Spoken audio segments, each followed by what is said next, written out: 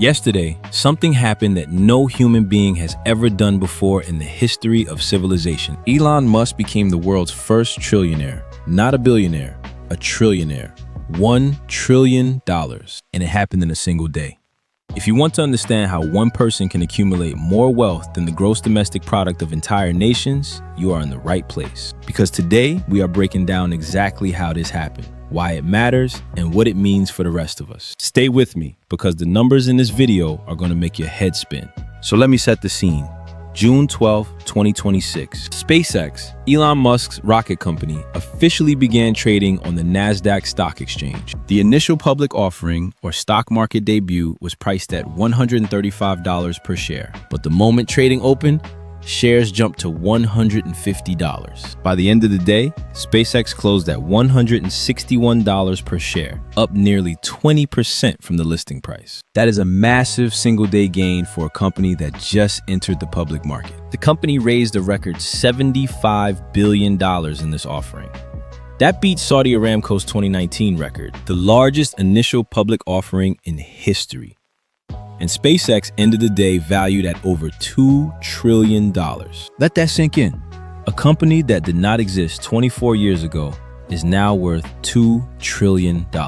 And because Musk owns roughly 40% of SpaceX, his stake alone is worth approximately $766 billion. Add his Tesla stake, worth around $280 billion, and his total net worth crossed $1,050 billion in a single trading session. One day. That is how fast history gets made. Now, before we go further, let me answer a question I know you are thinking. Did Elon Musk start these companies himself, or did he just buy in? This is where things get interesting. Tesla is actually the company people misunderstand most. Musk did not found Tesla. Martin Eberhard and Mark Tarpenning founded it in 2003. Musk joined as chairman of the board in 2004 after leading the first major investment round. He then took over as chief executive officer in 2008 and drove the company's entire transformation. So he did not start Tesla, but he absolutely built it into what it is today. SpaceX, on the other hand, is entirely his creation. Musk founded SpaceX in 2002 with $100 million of his own money from the sale of his previous company, PayPal. He started it with the explicit goal of making humanity a multi-planetary species. People thought he was crazy. The company's first 3 rocket launches all failed. Musk has said publicly that by the time of that third failure, he was nearly out of money. The 4th launch in 2008 was a success. That saved the company. He also co-founded Neuralink, a brain-computer interface company. He founded The Boring Company, which builds underground tunnel systems. And he founded xAI, his artificial intelligence company, in 2023. So the answer is yes. Musk has genuinely built companies from the ground up, not just acquired them. But how does a trillionaire actually access that money without paying taxes? That part of the story is even crazier. Stick around for part 2. Here is where things get really fascinating. How does someone worth over $1 trillion actually access that money and keep growing it without paying much in taxes? This is the part that makes people furious, and it is completely legal. Here is the key concept. Most of Musk's wealth is in stock. It is called unrealized gains. That means the stock has gone up in value on paper, but he has not sold it yet. In the United States, you only pay income tax when you actually sell an asset. If you never sell, you never owe tax on the increase. So how does Musk buy things, fund companies, and live his life? Simple. He borrows money using his stock as collateral. Banks will lend billions of dollars to someone whose shares are worth hundreds of billions. The loan is not income. You do not pay tax on the loan. And the interest on that loan can actually be written off as a business expense. This strategy is sometimes called buy, borrow, die. You buy assets, they go up in value, you borrow against them to fund your lifestyle and investments. And eventually when you die, the assets get passed to heirs with a stepped up cost basis, meaning much of the accumulated gain never gets taxed at all. This is exactly how Musk purchased Twitter in 2022. He pledged a large portion of his Tesla shares as collateral to secure financing from banks. He did not liquidate massive stock holdings to pay cash. He used the value of his existing wealth to unlock new capital, tax-free. Senator Bernie Sanders pointed this out sharply on June 12th when he posted that Musk, now a trillionaire, pays the same amount into Social Security as someone making $184,500 a year. That is because Social Security taxes only apply up to that income cap. Wages above that amount are not taxed for Social Security at all. And since Musk's income largely comes from stock rather than salary, the math works heavily in his favor. Let me walk you through exactly how his wealth breaks down right now. His SpaceX stake is worth approximately $766 billion. His Tesla stake sits at around $280 billion. Combined, that is over $1,040 billion.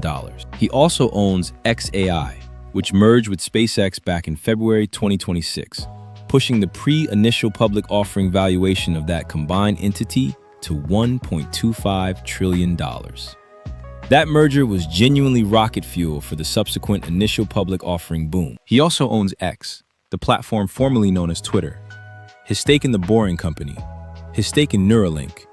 These add additional billions to his total portfolio. But SpaceX is unquestionably what pushed him into trillionaire territory. Now here's a question that breaks people's brains. How much could Musk theoretically give every person on Earth? The current global population is approximately 8 billion people. Musk's net worth is roughly $1,050 billion. If you divide $1,050 billion by 8 billion people, each person will receive approximately $131. That is a one-time payment of about $131 per person for every single human being alive. That sounds shockingly small, right? People often assume a trillionaire could end poverty overnight, but ending global poverty is estimated to cost somewhere between $1.7 trillion and $2.4 trillion per year, sustained over many years. So Musk's entire fortune would fund global poverty elimination for roughly 6 to 9 months, one time. Then it would be gone. That is not an argument for or against redistribution. It is just the math. Poverty at a global scale is a problem bigger than any individual fortune. Now let me give you the big picture. SpaceX lost $4.9 billion last year, and between the start of 2025 and March 31st of 2026, the company lost a total of $8.7 billion. Yet investors valued it at $2 trillion. How? Because investors are not buying what SpaceX is today.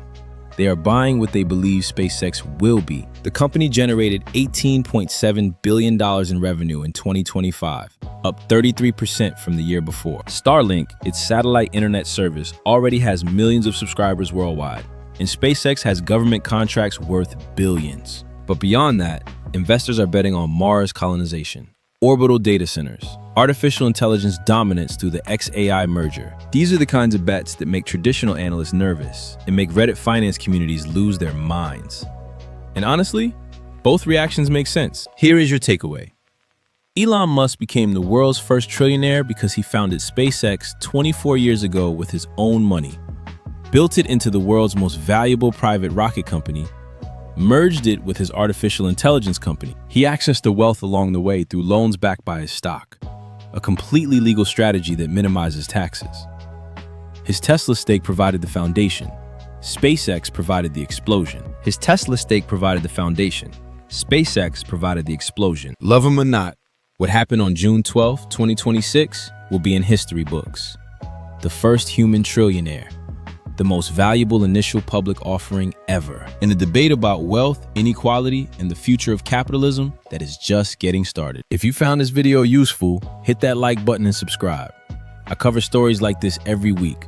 Drop a comment below telling me what you think. Is a $2 trillion valuation for a company losing money justified? I want to know where you stand.